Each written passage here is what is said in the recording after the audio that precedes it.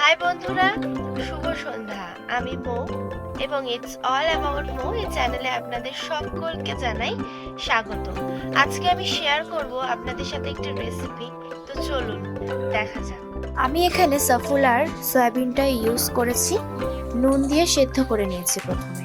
এরপর সেদ্ধ করা হয়ে গেলে জলটা ছেঁকে নিয়ে একটু ঠান্ডা জল আমি ইউজ করেছি, মানে নর্মাল ওয়াটার ইউজ করার পর হাত দিয়ে এরকম চেপে চেপে আমি সয়াবিন থেকে এক্সট্রা যে জলগুলো ছিল সেগুলো বার করে নিয়েছি।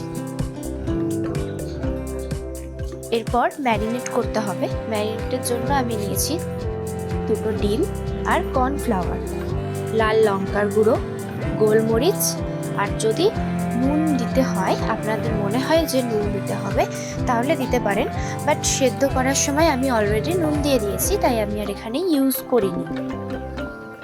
এরপর কড়াইতে গরম তেল দিয়ে আমাদেরকে ভেজে নিতে হবে ওই সয়াবিনগুলো খুব বেশি আমরা কড়া করে ভাজবো না, হালকা করেই আমরা ভেজে নেব।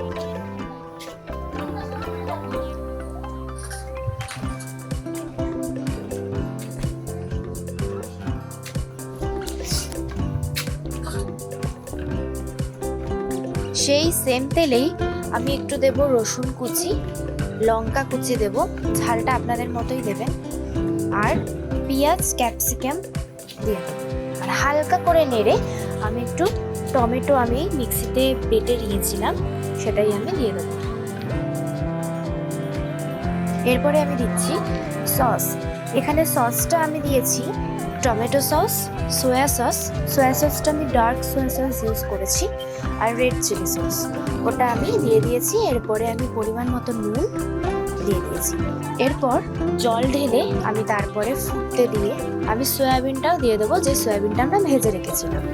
এরপরে সয়াবিনটা দিয়ে দেওয়ার পরে আমরা হালকা চিনি দিয়ে দেবো এবং তারপর আমরা ফুটতে দেবো। আর এর মাঝেই আপনি কাঁচা লঙ্কা চিড়ে নিয়ে দিয়ে দিতে পারেন। তৈরি হয়ে গেল সয়া চিলি। তো বন্ধুরা, এই রেসিপিটা তোমাদের কেমন লেগেছে অবশ্যই আমাকে জানিও এবং বাড়িতে কিন্তু ট্রাই করতে ভুলবে না। আর আজকের এই ভিডিওটি এখানেই শেষ করছি। দেখা হচ্ছে নেক্সট কোনো ভিডিওতে, এবং ততক্ষণে এই চ্যানেলটি অবশ্যই লাইক, কমেন্ট, শেয়ার এবং সাবস্ক্রাইব করে দিও। এবং যদি ফেসবুক থেকে তোমরা দেখছো, অবশ্যই ফেসবুক পেজটা ফলো করে দিও।